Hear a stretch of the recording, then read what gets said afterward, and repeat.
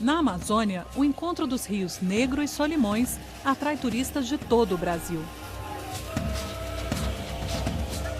Conta a lenda que as águas não se misturam porque foi ali que o líder indígena Ajuricaba se atirou para a morte, pelo desejo de libertar seu povo do domínio dos colonizadores.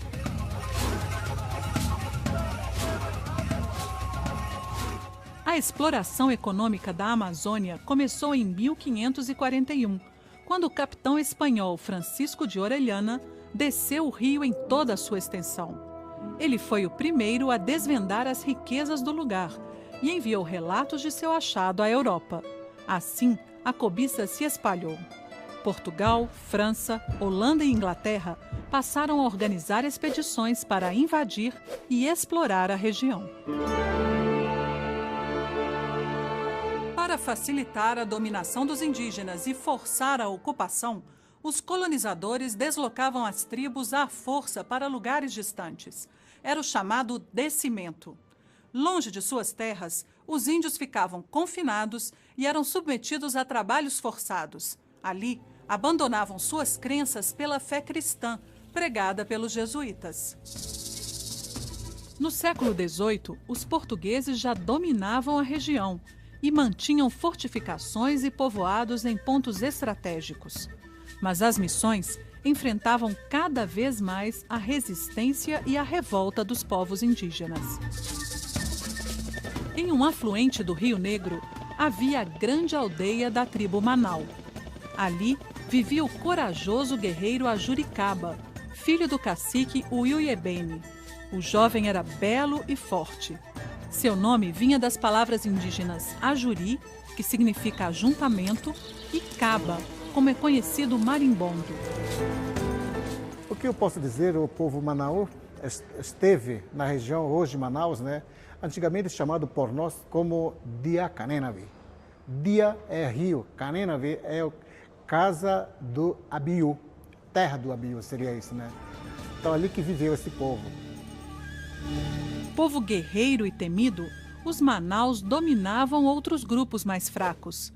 Eles chegavam a capturar indígenas inimigos e entregá-los aos brancos em troca de utensílios e armas. Com a morte de seu pai, Ajuricaba tornou-se cacique e passou a combater os colonizadores, a escravização e a exploração que eles promoviam. A resistência dele foi muito grande, né? Os portugueses se sentiram ameaçados, né?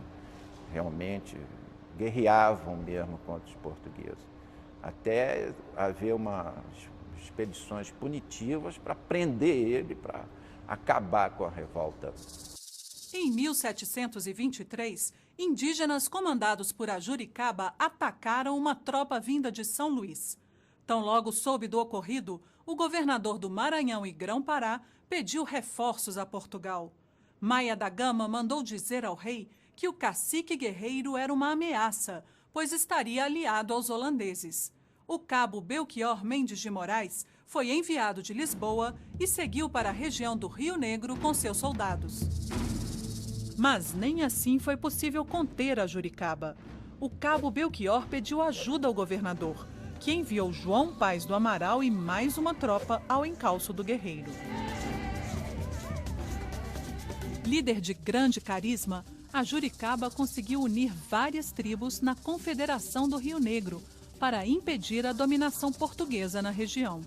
Estrategista, o cacique criou uma vigilância permanente para dificultar o acesso inimigo desde o Baixo Rio Negro até o Rio Branco. Toda a região ficou sob o comando de Ajuricaba. Os ataques se estenderam durante anos. Finalmente, Belchior Mendes pediu mais reforços.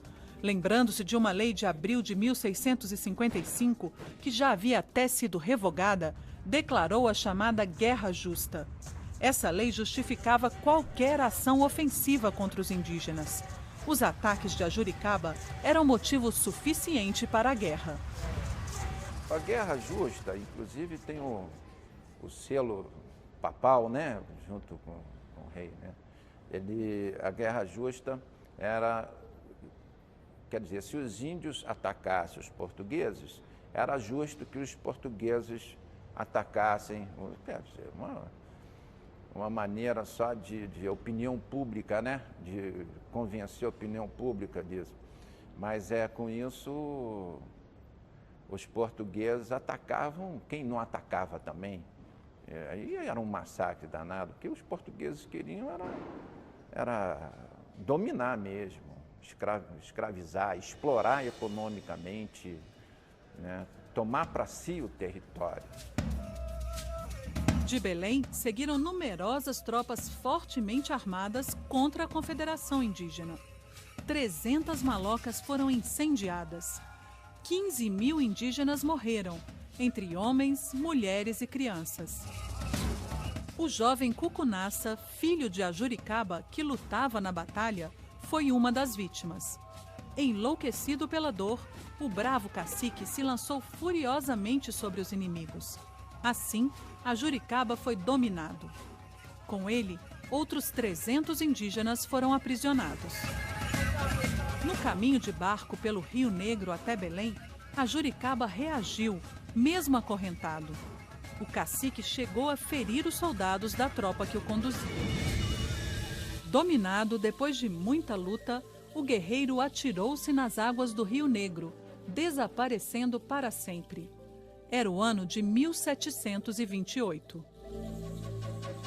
Nós dependemos de nossos rios, de nossos lagos, de nossas florestas. Esse é o patrimônio que o Brasil deve defender. O que temos melhor é o verde, é a natureza, né? Então, a Ajuricaba fez isso. Então, eu sou um dos Ajuricabas, outros índios são Ajuricabas também. Você também deve ser uma Ajuricaba, né? O povo brasileiro tem que defender o que é nosso. Ajuricaba nasceu livre e jamais poderia se sujeitar à tirania daqueles que escravizavam seus irmãos. Ele é um símbolo de liberdade. Lutou até o fim contra a submissão do povo indígena. Pela coragem de defender sua terra e sua gente em troca da própria vida, Ajuricaba é um dos construtores do Brasil.